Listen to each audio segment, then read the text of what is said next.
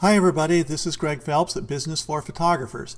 Normally I'm sharing things with you on how to manage a photography studio, how to price your work, how to deal with clients, how to market for best effect, and things of this nature. But today I'm going to break from that a little bit. I'm going to share with you how I work with HDR.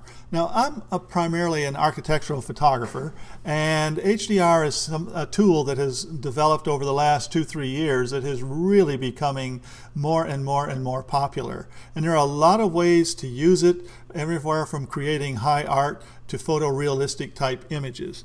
Now, since I work primarily for architects and contractors, I'm more concerned with producing a photorealistic image because that's what my clients want. Now, this is a building that I photographed just recently in Houston. It's the Wells Fargo Plaza, downtown Houston. It's going to be part of an exhibit that will be opening in March of this year. And so I want to share with you how I ended up with the final image that we have for this.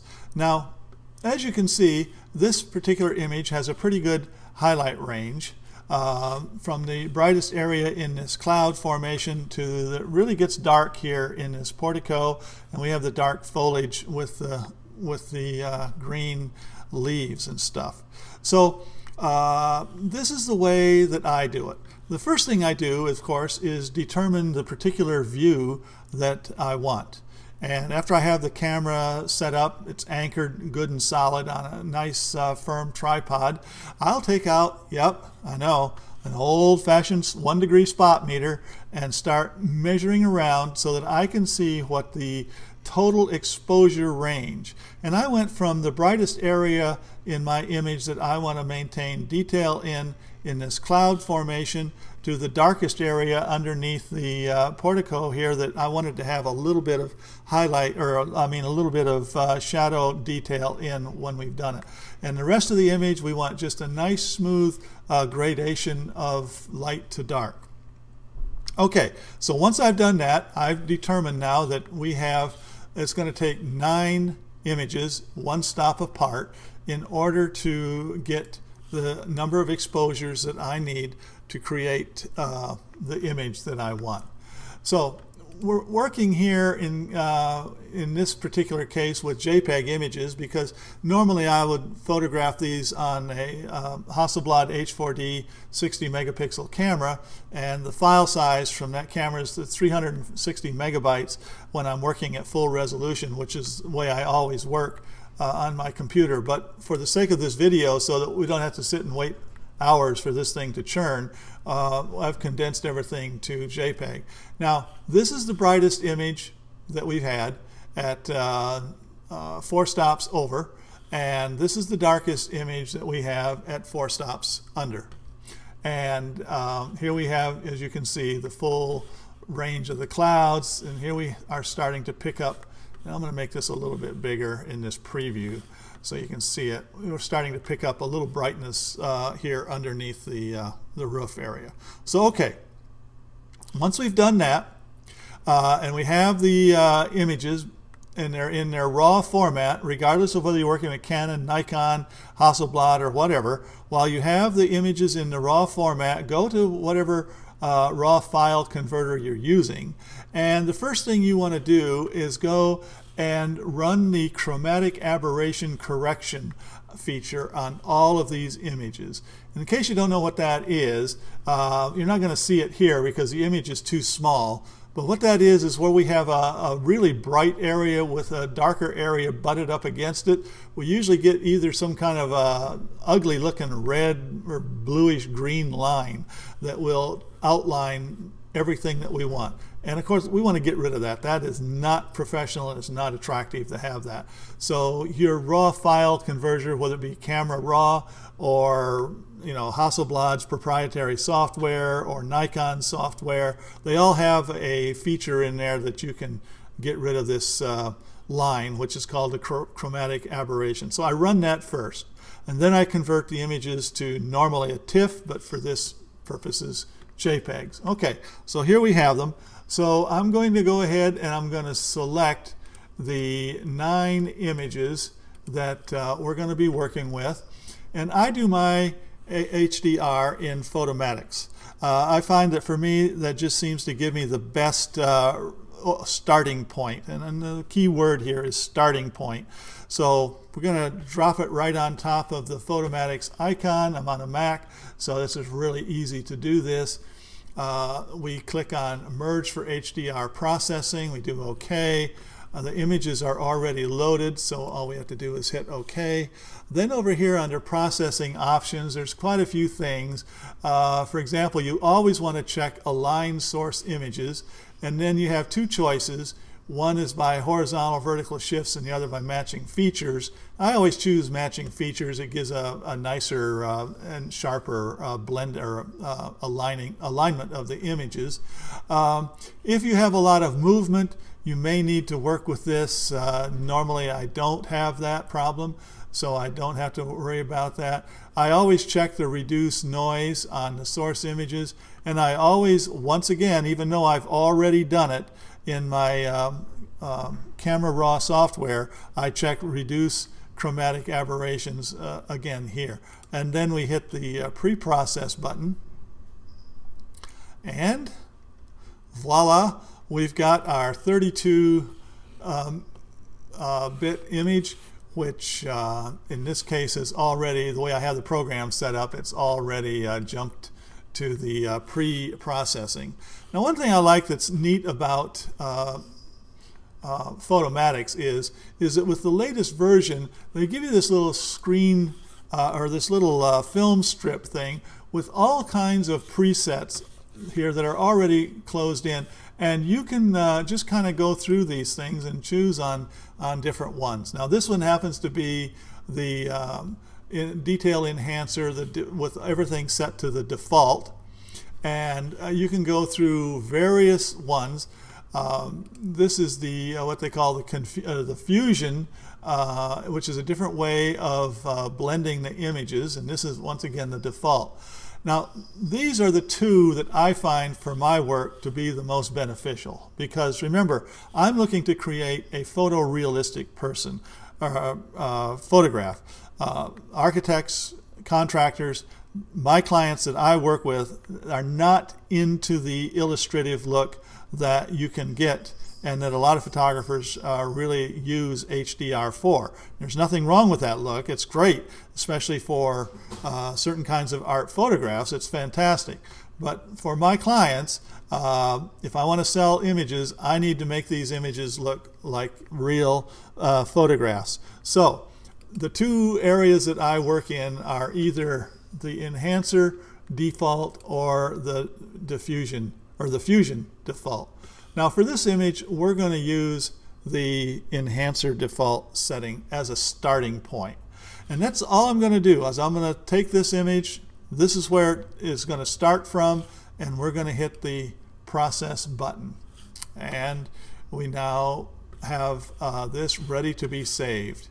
So we're going to go File, Save As, and we're going to just save this in the same folder, and we'll hit Save. Okay, so once that's done, we have it saved in our working folder here. Here it is, right there.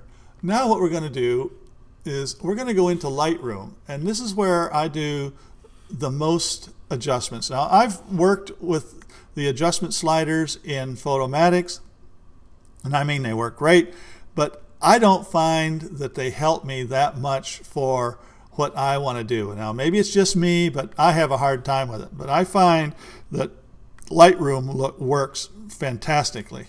So we're going to drop that right onto Lightroom, and we're going to go ahead and hit the import button to import it into Lightroom.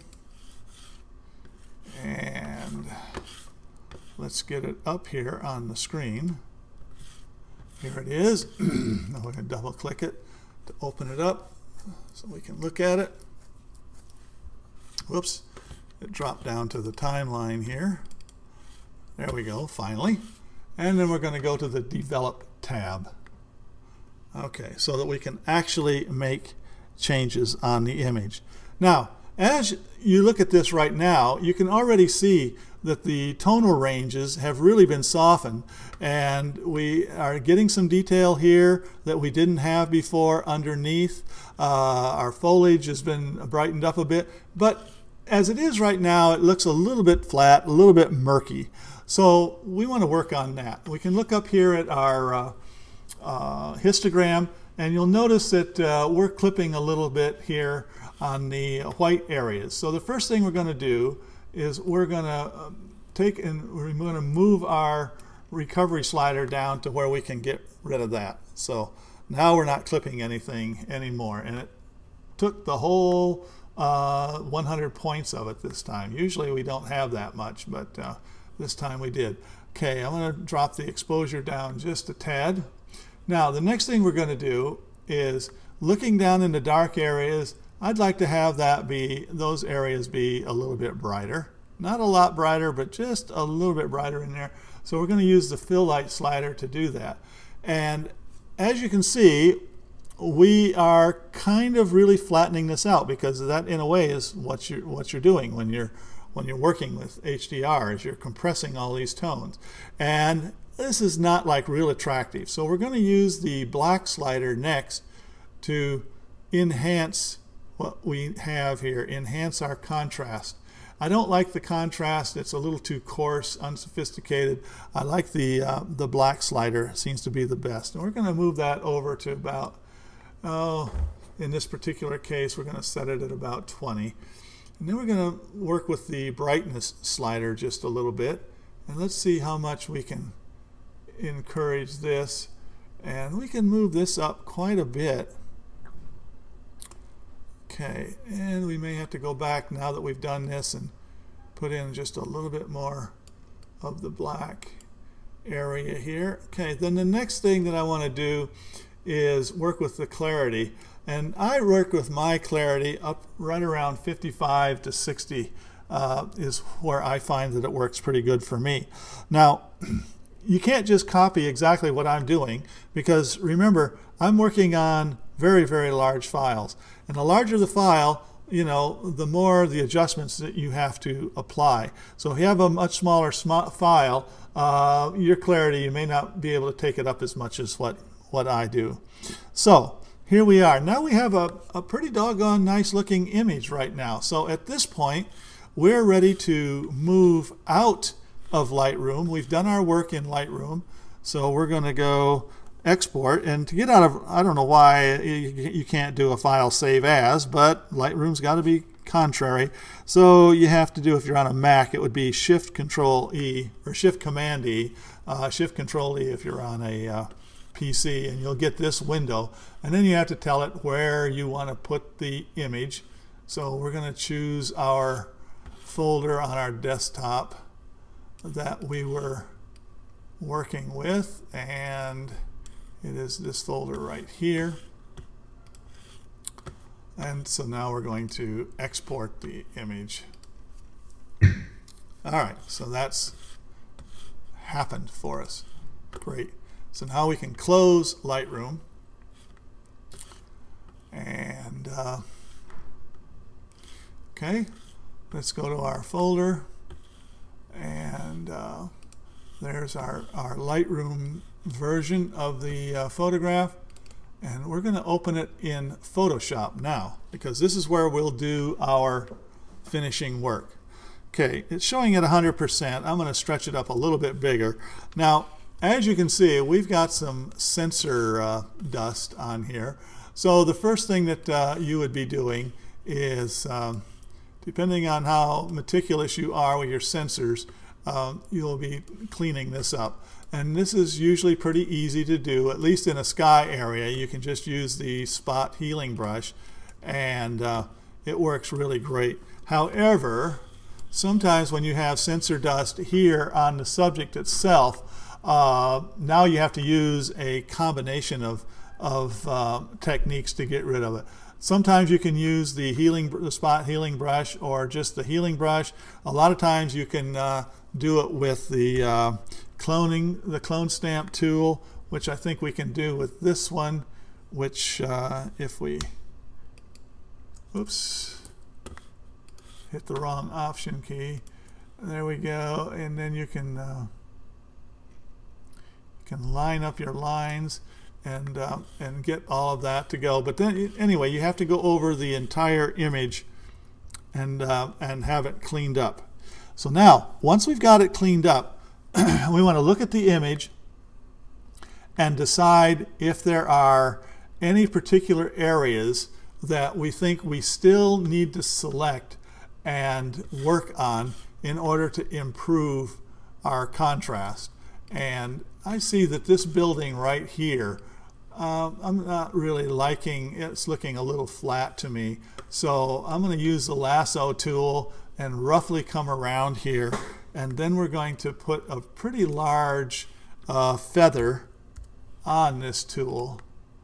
And then we will hide the marching ants and go to our layers palette, and then we can start to adjust the contrast here, and see this becomes a lot nicer for us to do that. And a lot of times now what I will do when I'm making selections in architectural work is I don't try to get right on the line and make, you know, perfect selections. You don't have to do that in order to do it. You can get close to the edges, but then when you use a fairly large feather, it works really, really nice for you, and it just saves you buku tons of time. So we'll hide the marching ants, go Command or Control L again to get our panel back for this, and as you can see, that has perked up nicely. Increase the contrast there. Now let's take a look at our building here, and I think we could, you know, we can do a little bit here to enhance the way this is going to look. So we're going to come down like this. There's an area down there. I'm not going to get too much into that. I want to handle that separately. So we're coming up. We're making, as I was explaining before, a rough selection. And so we'll hide that again. And we will do this. And now we can pick this up.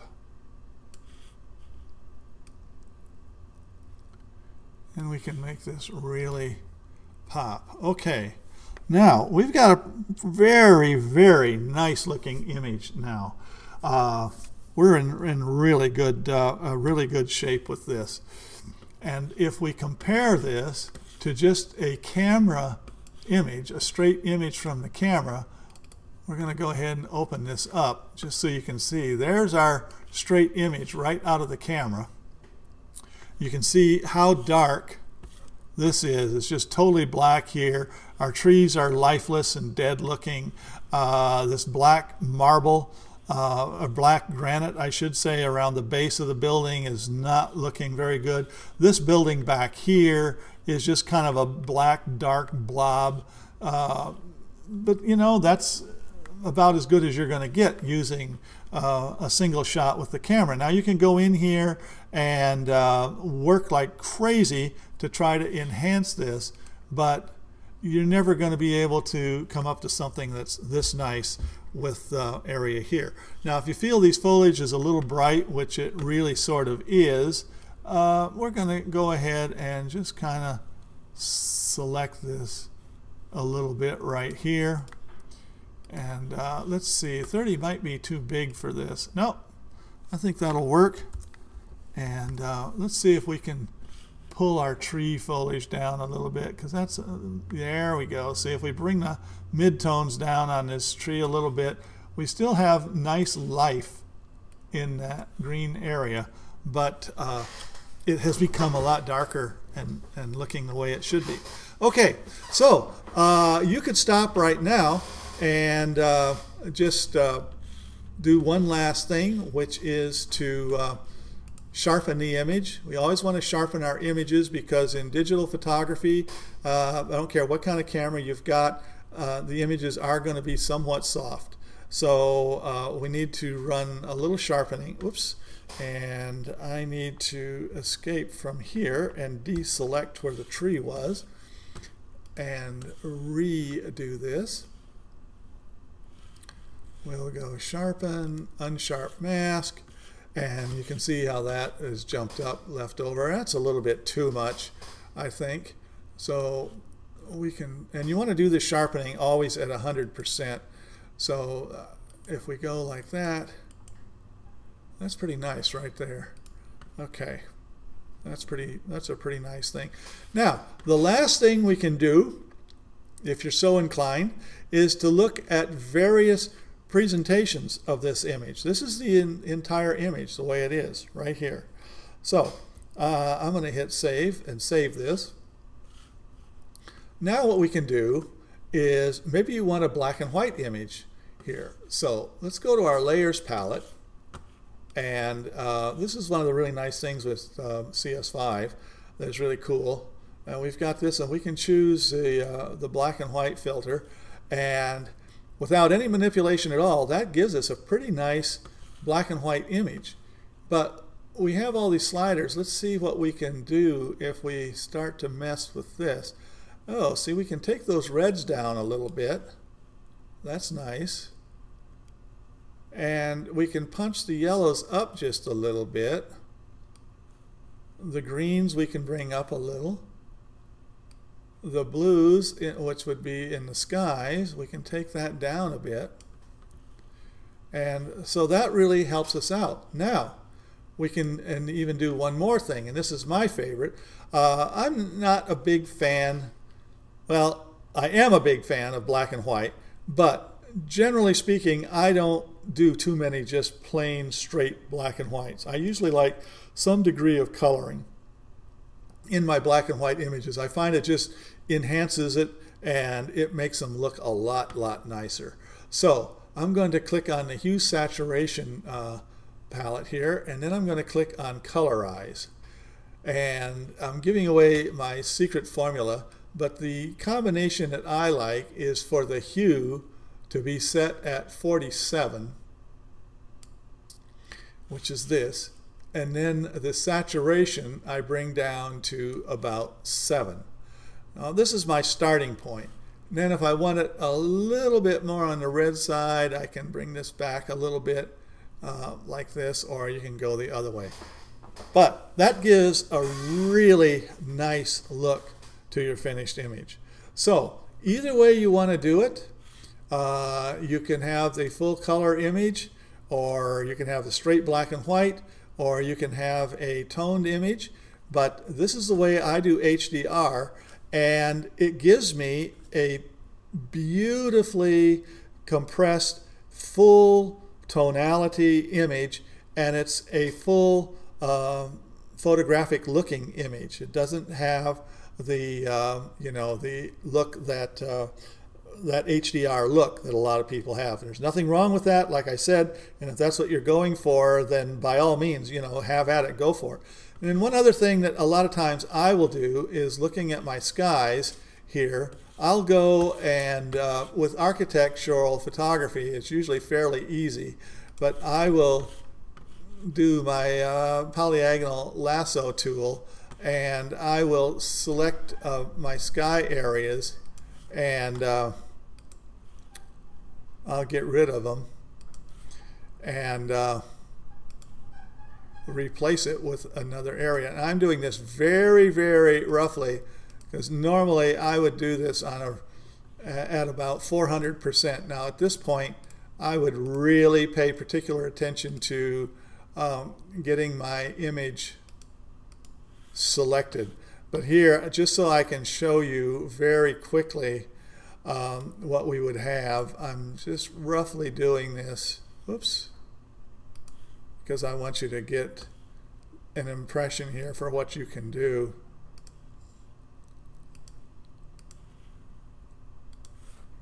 And we're almost done. We're going to scale up here. Okay.